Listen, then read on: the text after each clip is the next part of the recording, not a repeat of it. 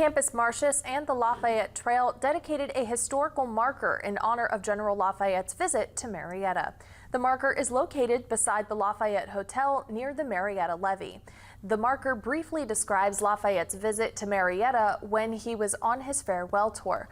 According to Julien Ischer, the founder of the Lafayette Trail, the information about Lafayette's visit came from a newspaper printed in 1825. Ischer wants the community to see the marker and understand Lafayette's effect on the country. So at the end of the day, when you look into Lafayette, look into the founding of your country. It's a conversation that needs to gradually and naturally lead into the 250th anniversary of the founding of America and the ideals that were institutionalized by the founders, and how we all together live today these principles and continue to write the story of America together.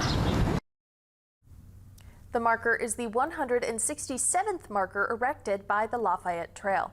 Ischer hopes to erect more markers in other towns Lafayette has visited.